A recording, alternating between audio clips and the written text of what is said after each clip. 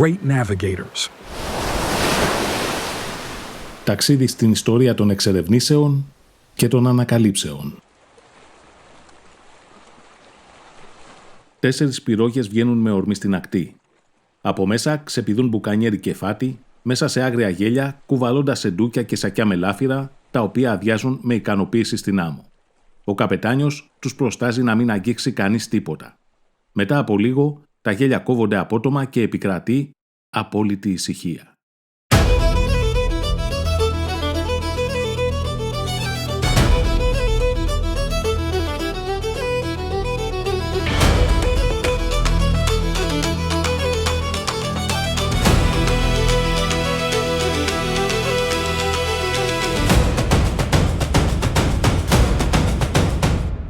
Ακούτε τη σειρά podcast «Η πειρατεία στην Καραϊβική», μια παραγωγή των Great Navigators. Κείμενο και αφήγηση Αργύρης Νάκος.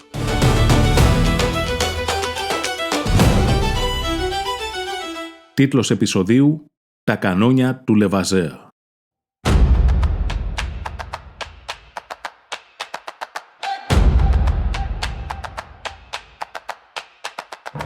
Στα ανατολικά όρια της Καραϊβικής, εκεί που τελειώνει η θάλασσα και αρχίζει ο ωκεανός, βρίσκεται μια σειρά από νησιά, πολλά από τα οποία είχε ανακαλύψει το 1493 ο Χριστόφορος Κολόμβος. Οι Μικρές Αντίλες. Ένα από τα νησιά αυτά είναι ο Άγιος Χριστόφορος, όπου στις νότιες ακτές του οι Γάλλοι έχουν ιδρύσει τον οικισμό Μπάζε-Τέρ. Το 1639, στο λιμάνι του Μπάζε-Τέρ, φτάνει μια πυρόγα με Γάλλους μπουκανιέρους από την Τορτούγα και ζητούν να δουν τον κυβερνήτη Φιλίπ ντε Ποανσί.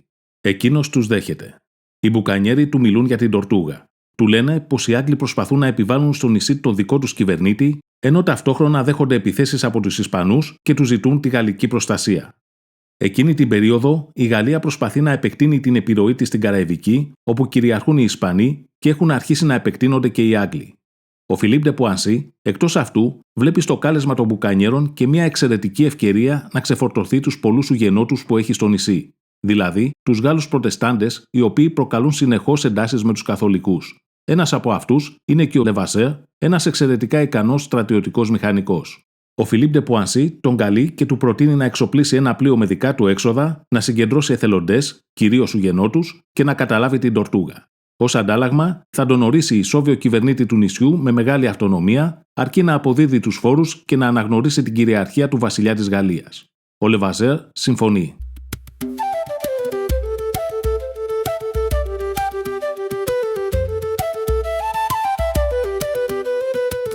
Στα τέλη του 1640, με ένα καλά εξοπλισμένο πλοίο και μια δύναμη περίπου 40 με 50 έμπειρων στρατιωτών, ο Λεβαζέρ φτάνει στην Τορτούγα και αγκυροβολεί στις νότιες ακτές. Βρίσκει τους Γάλλους μπουκανιέρους και τους δείχνει την επίσημη εντολή που του έχει δώσει ο Φιλίπ ντε Ποανσί. Εκείνοι τον καλωσορίζουν. Τους υπόσχεται προστασία και σταθερότητα και τους καθησυχάζει πως δεν έχει έρθει για να τους περιορίσει, αλλά για να χτίσει ένα οχυρό που θα κρατήσει τους Ισπανούς μακριά για πάντα. Εκείνοι τον εμπιστεύονται.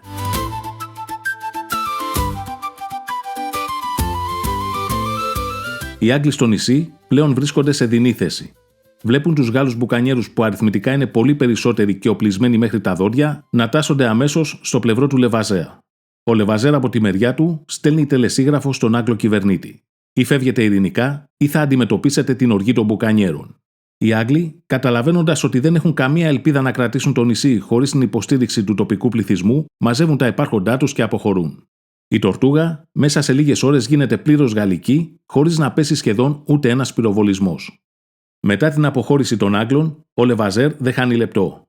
Την ίδια κιόλας μέρα ανεβαίνει στο λόφο που δεσπόζει πάνω από το λιμάνι για να δει πού θα χτίσει το οχυρό. Εκεί βρίσκει ένα απότομο πλάτωμα από συμπαγή βράχο περίπου 600 μέτρα από την ακτή. Διαπιστώνει πως από εκεί τα κανόνια θα μπορούν να καλύπτουν όλο το παραλιακό μέτωπο και μια μεγάλη περιμετρική εμβέλεια. Στην κορυφή του βράχου ανακαλύπτει και μια φυσική πηγή νερού, κάτι σωτήριο σε περίπτωση μακράς πολιορκίας. Αφού κρίνει πως το μέρος είναι το πλέον κατάλληλο, δίνει την εντολή να ξεκινήσουν οι εργασίες για το περίφημο οχυρό του βράχου και απαιτεί από τους μπουκανιέρους προσωπική εργασία για την κατασκευή του.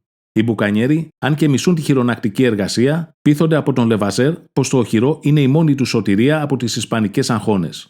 Έτσι, οι άγριοι πειρατές της Καραϊβικής βρέθηκαν να κουβαλούν πέτρες και κανόνια στις απότομες πλαγιές του βράχου. Μέχρι το τέλος του 1641, το βασικό μέρος του οχυρού έχει ολοκληρωθεί. Τα πρώτα κανόνια έχουν ήδη τοποθετηθεί στις επάλξεις.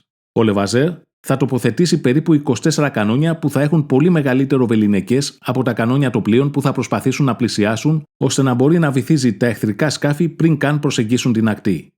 Την είσοδο την έχει σχεδιάσει έτσι ώστε να γίνεται από μια σιδερένια σκάλα που κρέμεται από το βράχο και ανεβαίνει με τροχαλίες, καθιστώντας το οχυρό κυριολεκτικά απρόσιτο. Μέχρι το 1644, εντός του οχυρού και στην κορφή του βράχου, θα ολοκληρωθεί η προσωπική κατοικία του Λεβαζέρ, από την οποία θα φαίνονται πανοραμικά ο ορίζοντας της θάλασσας, αλλά και ο οικισμός των μπουκανιέρων στην ακτή. Επειδή το χρώμα της θα είναι άσπρο και σε συνδυασμό με το οχυρό που θα την περιβάλλει θα φαντάζει σαν ένα περιστέρι που κάθεται στη φωλιά του, θα γίνει γνωστή με το προσωνύμιο Περιστέρα. Ο Λεβαζέρ έχει κατασκευάσει ένα οχυρό που έχει ως σκοπό την προστασία της περιοχής, περισσότερο όμως την προστασία τη δική του. Και αυτό μόνο τυχαίο δεν είναι. Με την άφιξή του στο νησί, διατάσσει την κατάσχεση των όπλων από όλους τους κατοίκους, εκτός από όσους θεωρεί απόλυτα έμπιστους. Αυτή είναι η πρώτη του κίνηση για να ελέγξει ένα πληθυσμό από άγριους κυνηγούς και τυχοδιώκτες και να του στερήσει τη δύναμη της εξέγερσης. Επιβάλλει ένα σταθερό φόρο 10% πάνω σε όλα τα λάφυρα που φέρνουν οι πειρατές στο νησί, παίρνοντας το μερίδιό του πριν γίνει οποιαδήποτε άλλη μοιρασιά. Απαιτεί όλα τα πλοία να αγκυροβολούν αποκλειστικά κάτω από τα κανόνια του οχυρού. Απαγορεύει στους μπουκανιέρους να εμπορεύονται απευθείας με τους Ολλανδούς ή άλλους έμπορους χωρίς τη δική του διαμεσολάβηση. Ο ίδιος παίρνει τον έλεγχο του εμπορίου μπαρουτιού, όπλων και του ποτού Kill Devil και τα πουλά ακόμα και στους ίδιους τους μπουκανιέρους σε υπερτιμημένες τιμές. Οι μπουκανιέροι, αν και δεν βλέπουν αυτές τις κινήσεις με καλό μάτι, τις δέχονται γιατί το οχυρό του Λεβαζέρ τους προσφέρει κάτι ανεκτήμητο. Ένα μέρος να κοιμούνται ήσυχοι, να επισκευάσουν τα πλοία τους και να διασκεδάσουν προστατευμένοι από τις επιδρομές των Ισπανών. Το 1643, οι Ισπανοί, βλέποντας ότι η Τορτούγα έχει γίνει ορμητήριο όλων των πειρατικών επιθέσεων εναντίον των πλοίων τους, αποφασίζουν να κάνουν μια μεγάλη επιδρομή.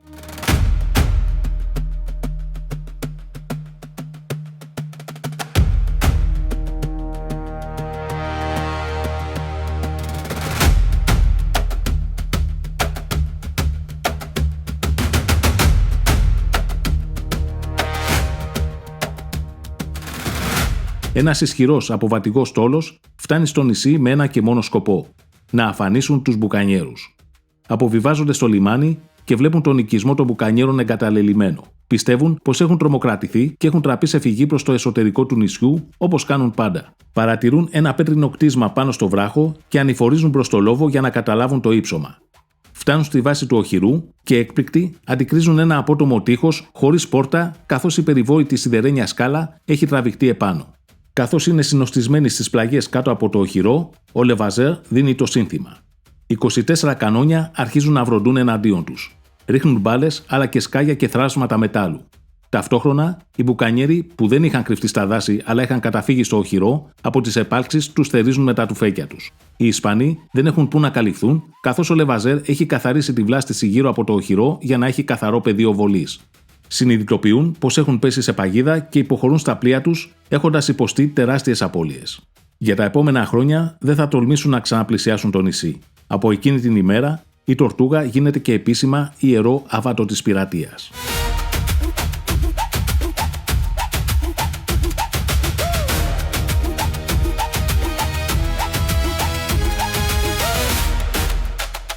Μετά από αυτή την επιτυχία, ο Λεβαζέρ νιώθει ο απόλυτος άρχοντας.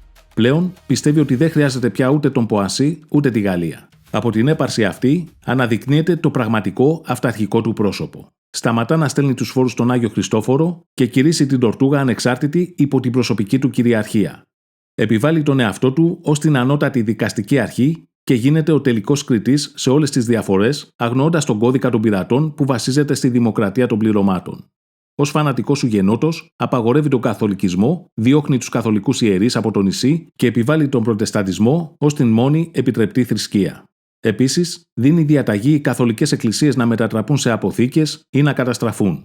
Όποιος διαφωνεί ή δεν συμμορφώνεται με τις διαταγές του, θα καταλήγει στην κόλαση. Έτσι, έχει ονομάσει τα σιδερένια κλουβιά που έχει κατασκευάσει για φυλακές, στα οποία οι κρατούμενοι δεν μπορούν ούτε να σταθούν όρθιοι ούτε να ξαπλώσουν. Ο Ζαν Λεβαζέρ έχει μετατρέψει την Τορτούγα από γη της απόλυτης αναρχίας σε μια καλοκουρδισμένη πολεμική μηχανή που υπηρετεί το προσωπικό του πλούτο και την επιβίωσή του. Οι μπουκανιέροι, που στην πλειονότητά τους είναι καθολικοί, νιώθουν προσβεβλημένοι και μέσα τους αρχίζει να συσσωρεύεται οργή όσο διαπιστώνουν πως αυτός που ήρθε στο νησί ως προστάτης τους αποδεικνύεται ολοένα και περισσότερο ως ένας παρανοϊκός τύραννος. Όμως δεν μπορούν να κάνουν τίποτα. Ακόμα και αν αποφασίσουν να εξεγερθούν, δεν θα έχουν καμία τύχη ενάντια σε ένα πέτρινο φρούριο με 24 κανόνια. Αντιθέτως, ο Λεβαζέρ έχει τη δυνατότητα να ισοπεδώσει τον οικισμό του στο λιμάνι χωρίς καν να βγει από το σπίτι του και να στείλει τον τακτικό στρατό του να συλλάβει τους εξεγερθέντες και να τους ρίξει στα κλουβιά. Επίσης, ως εξαιρετικός στο διέρη και βασίλευε, χρησιμοποιεί τους δικούς του έμπιστους στρατιώτες για να επιβλέπει για τυχόν ύποπτες κινήσεις και φροντίζει να κρατά τους καπετάνιους των μπουκανιέρων ικανοποιημένους, δίνοντάς τους προνόμια. Από την άλλη, πριν την άφιξη του Λεβαζέρ, η ζωή των μπουκανιέρων στην Τορτούγα ήταν ένας διαρκής εφιάλτης. Οι Ισπανοί έκαναν συχνά αποβάσεις, έκαιγαν τις καλύβες τους και τους κρεμούσαν στα δέντρα. Τώρα, όσο και αν μισούν το Λεβαζέρ, ξέρουν ότι τα κανόνια του τους παρέχουν ένα ασφαλές καταφύγιο. Εκείνοι που δεν αντέχουν το ζυγό του, απλώς φεύγουν από το νησί. Ο πληθυσμός τους όμως αναπληρώνεται. Ο Λεβαζέρ προσελκύει νέους πειρατές εκδίδοντας άδειες καταδρομής, επικαλούμενος στην εξουσία του γαλλικού στέμματος.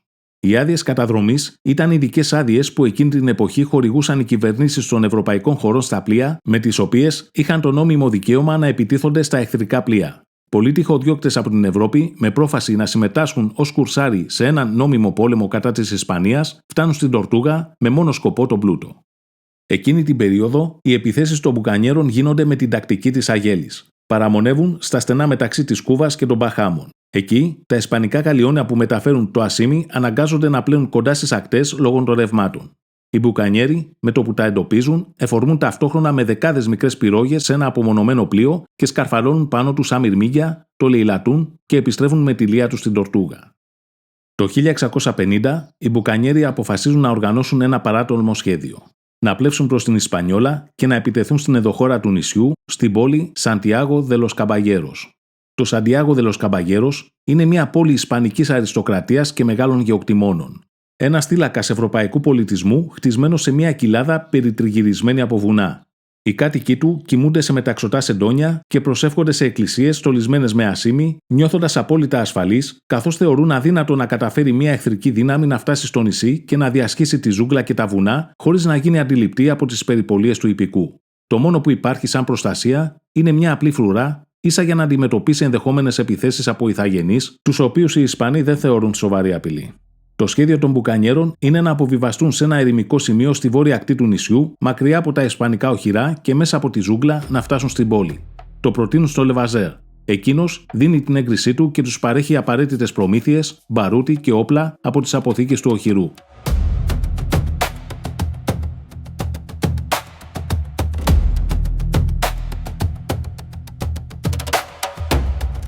Μία δύναμη περίπου 200 μπουκανιέρων αποβιβάζεται στη βόρεια ακτή της Ισπανιόλας, κοντά στην περιοχή Πουέρτο Πλάτα, σε ένα σημείο απομακρυσμένο και μη επιτηρούμενο.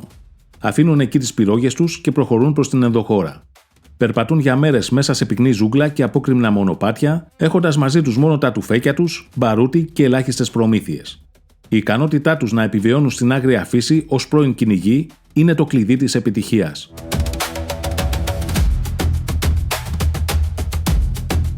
Περνούν τη βόρεια οροσειρά και την αυγή φτάνουν έξω από την πόλη. Οι κάτοικοι και η τοπική φρουρά δεν έχει αντιληφθεί τίποτα. Το σύνθημα δίνεται και οι μπουκανιέροι, ρίχνοντας καταιγισμό πυρών, εισβάλλουν στην πόλη σαν λυσασμένοι λύκοι.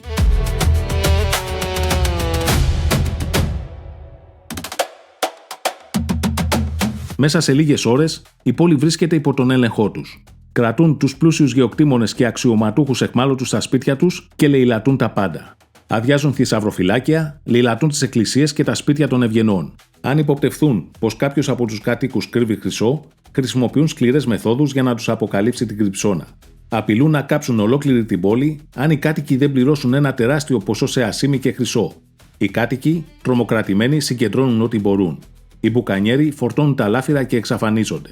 Τώρα, για εκείνους αρχίζει το πιο δύσκολο κομμάτι της αποστολής. Ξέρουν ότι σύντομα ο Ισπανός κυβερνήτης στον Άγιο Δομήνικο θα ειδοποιηθεί και θα εξαπολύσει το ιππικό και το στρατό του για να τους κόψει το δρόμο και να τους συλλάβει.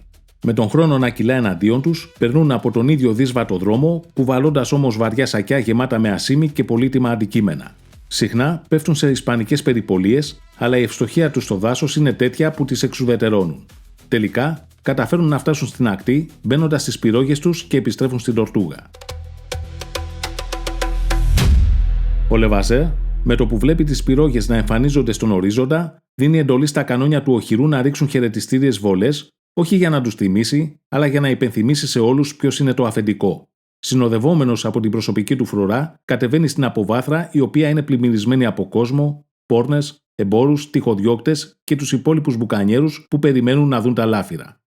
Οι πυρόγες φτάνουν και αδειάζουν ένα βουνό από λάφυρα στην ακτή. Ο Λεβαζέρ διατάζει αμέσως να διαχωριστεί επιτόπου το 10% της λίας που του αναλογεί και επιπλέον η αξία για τα όπλα, το παρούτι και τις προμήθειες που είχε δώσει στους μπουκανιέρους για την επίθεση. Λέγεται ότι εκείνη την ημέρα ο προσωπικός του θησαυρός αυξήθηκε τόσο πολύ που χρειάστηκαν αρκετοί άνδρες για να μεταφέρουν τα σεντούκια πίσω στο απόρθητο οχυρό του. Αφού πήρε το μερίδιό του, επιτρέπει και ενθαρρύνει να αρχίσει ένα ξέφρενο γλέντι που θα κρατήσει μέρες. Ανοίγει τις αποθήκες με το Kill Devil, το οποίο βέβαια πουλά στους μπουκανιέρους σε υψηλές τιμές. Αυτό το γλέντι είναι μια στρατηγική κίνηση που από τη μία λειτουργεί σαν βαλβίδα εκτόνωσης του πλήθους και από την άλλη, μέσα στη χαρά και τη μέθη τους αφήνει να ξοδεύουν τα λάφυρά τους μέσα στο δικό του νησί, ώστε τα χρήματα να καταλήγουν στα ταμεία του μέσω του εμπορίου και των φόρων. Εκείνος, παρά το γιορτινό κλίμα, δεν αναμειγνύεται στο πλήθος. Παρακολουθεί τους μεθυσμένους μπουκανιέρους από απόσταση, περιτριγυρισμένους από τους πιστούς του στρατιώτες. Για εκείνον, οι μπουκανιέροι δεν είναι ούτε φίλοι ούτε σύντροφοι. Είναι εργαλεία που του φέρνουν πλούτο. Χρόνια τώρα, η απόλυτη εξουσία που έχει στο νησί και ο πλούτος τον έχουν τυφλώσει. Η επιτυχία όμως στο Σαντιάγο δε λος Καμπαγέρος και ο επιπλέον χρυσός που έχει γεμίσει τις αποθήκες του οχυρού του τον έχουν οδηγήσει σε ακραία καχυποψία και αυταρχισμό. Καιρό τώρα βρίσκεται μόνιμα στο οχυρό του και πολύ σπάνια βγαίνει από αυτό. Έχει γίνει τόσο καχύποπτος που κανείς στο κοντινό του περιβάλλον δεν νιώθει ασφαλής. Όποιος από τους έμπιστούς του κρίνει πως επιβουλεύεται την εξουσία του, καταλήγει στο σιδερένιο κλουβί. Αυτή η νοσηρή κατάσταση και ο αμύθιτος πλούτος που έχει συγκεντρώσει παρακινούν τους δύο από τους πιο έμπιστους υπασπιστές του να δράσουν. Αυτοί είναι ο Τιμπόλτ και ο Λουμπιέρ, οι οποίοι θέλουν να ιδιοποιηθούν τον πλούτο του. Ταυτόχρονα όμως ανησυχούν πως η καχυποψία του Λεβαζέρ αργά ή γρήγορα θα οδηγήσει και εκείνους στο σιδερένιο κλουβί. Κάποια μέρα, ο Λεβαζέρ αποφασίζει να κάνει μία από τις σπάνιες εξόδους του από το οχυρό. Καθώς κατεβαίνει προς το χαμηλότερο επίπεδο των τυχών, ο Τιμπόλτ και ο Λουμπιέρ τον ακολουθούν ως φρουροί του. Σε ένα απομονωμένο σημείο των τυχών, ο ένας από τους δύο βγάζει το πιστόλι του και τον πυροβολεί. Ο Λεβαζέρ πέφτει στο έδαφος αιμορραγώντας. Η σφαίρα τον έχει τραυματίσει σοβαρά, αλλά δεν τον έχει σκοτώσει. Τότε, ο άλλος βγάζει το μαχαίρι και με πολλαπλά χτυπήματα τον αποτελειώνει.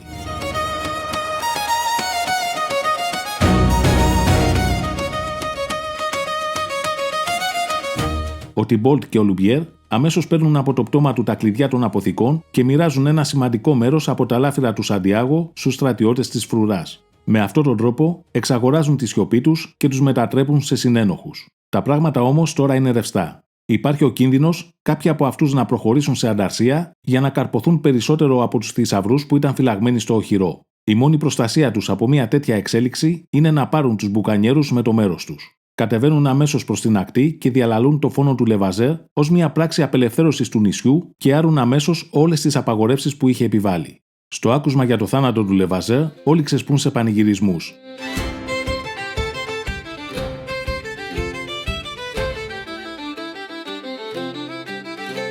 Οι αποθήκες με το αλκοόλ, οι οποίες ήταν υπό τον απόλυτο έλεγχό του, παραβιάζονται και τεράστια βαρέλια με Kill Devil κυλούν σε όλη την ακτή. Οι μπουκανιέροι σπάνε τις τάπες με τα τσεκούρια τους και πίνουν μέχρι λιποθυμίας, τραγουδώντας υβριστικά τραγούδια για τον τύραννο του βράχου.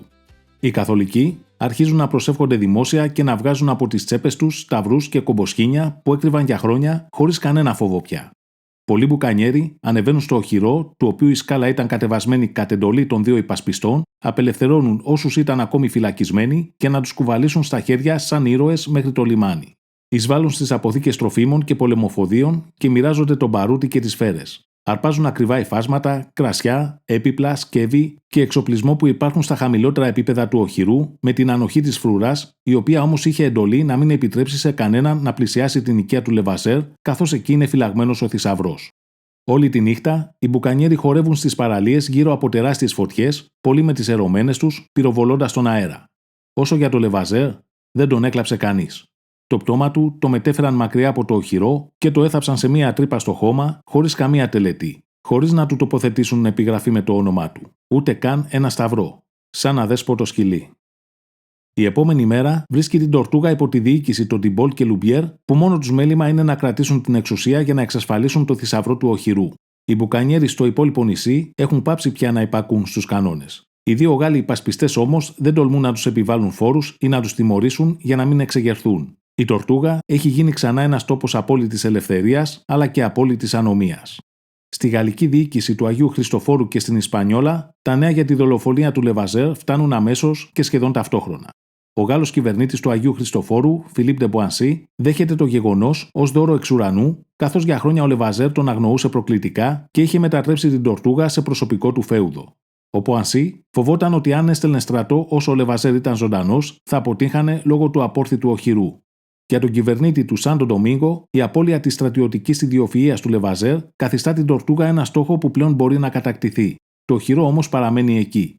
Οι Ισπανοί, καθώς δεν γνωρίζουν τις ικανότητες των δύο δολοφόνων του Λεβαζέρ, για την ώρα τηρούν στάση αναμονής. Αντιθέτως, ο κυβερνήτης του Αγίου Χριστοφόρου δεν χάνει χρόνο. Καταλαβαίνει πως αν δεν δράσει αμέσως, η Τορτούγα είτε θα πέσει στα χέρια των Ισπανών, είτε θα μετατραπεί σε ένα τελείως ανεξέλεγκτο πειρατικό ερμητήριο. Επιλέγει τον Σαβαλιέρ ντε Φοντενέ, έναν ικανό ευγενή και στρατιωτικό, και του δίνει ξεκάθαρη εντολή να επαναφέρει την τάξη στην Τορτούγα στο όνομα του Γάλλου βασιλιά. Ο Φοντενέ φτάνει στην Τορτούγα με ένα πλοίο και μία μικρή αλλά καλά οπλισμένη δύναμη στρατιωτών. Οι μπουκανιέροι τον αποδέχονται αμέσως, καθώς η αβεβαιότητα της διοίκησης του Τιμπόλτ και Λουμπιέρ τους έχει κάνει να ζουν στην αβεβαιότητα. Ο Φοντενέ ξέρει ότι αν προσπαθήσει να πάρει το οχυρό με τη βία, ο Τιμπόλτ και ο Λουμπιέρ θα μπορούσαν να αμυνθούν για μήνες. Έτσι, στέλνει αγγελιοφόρους για να τους προσφέρει μια χρυσή συμφωνία. Τους υπόσχεται ότι δεν θα τους δικάσει για τη δολοφονία του Λεβαζέρ και θα παρουσιάσει το θάνατό του ως ένα ατυχές γεγονός που όμως άνοιξε το δρόμο για τη γαλλική τάξη. Επίσης, τους επιτρέπει να κρατήσουν ένα σημαντικό μέρος από τα λάφυρα που είχαν ήδη υφαρπάξει από το θησαυροφυλάκιο του Λεβαζέρ. Οι δύο υπασπιστές δέχονται τη συμφωνία και φεύγουν από το νησί. Ο Φοντενέ βρίσκει ένα οχυρό γεμάτο κανόνια και μπαρούτι, αλλά οικονομικά αποστραγγισμένο από τη λαιλασία των προηγούμενων μηνών.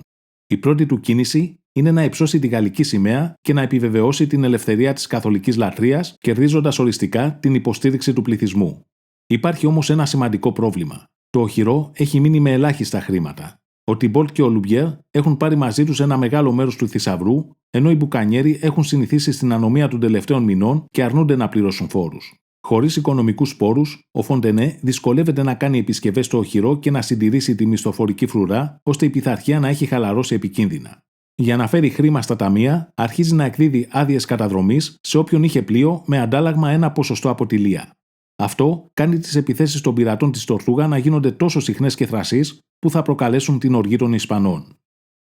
Τον Φεβρουάριο του 1654, στα ανοιχτά εμφανίζεται ένας ισχυρός ισπανικός στόλος με εκατοντάδες στρατιώτες. Επικεφαλής είναι ο Γαβριέλ ντε Ρόχας η Φιγερόα. Ο Φοντενέ διαθέτει μόνο 150 με 200 άνδρες, στρατιώτες και μπουκανιέρους για να υπερασπιστεί το οχυρό. Οι περισσότεροι μπουκανιέροι, βλέποντας το μέγεθος του στόλου, προτιμούν να διαφύγουν στο εσωτερικό του νησιού ή στην απέναντι ακτή.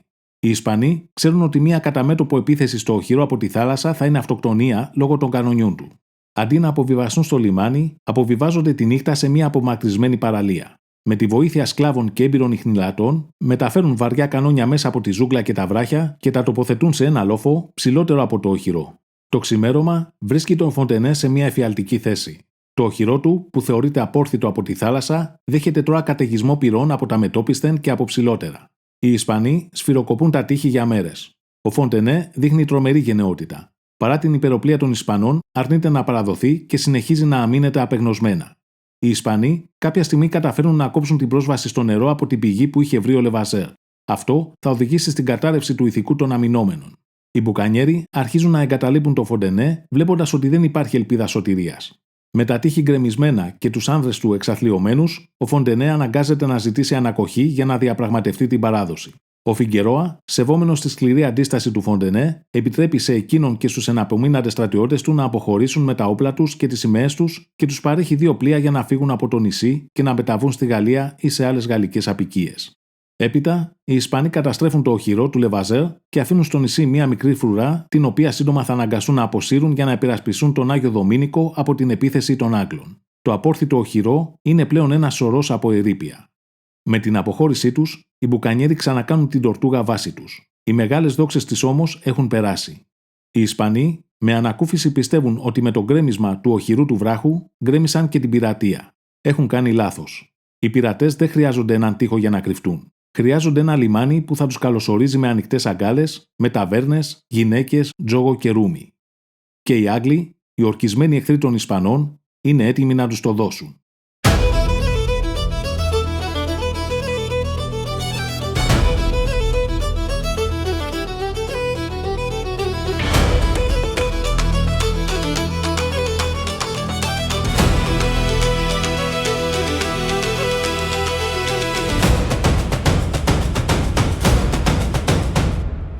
Ήταν το δεύτερο επεισόδιο της σειράς podcast «Η πειρατεία στην Καραϊβική».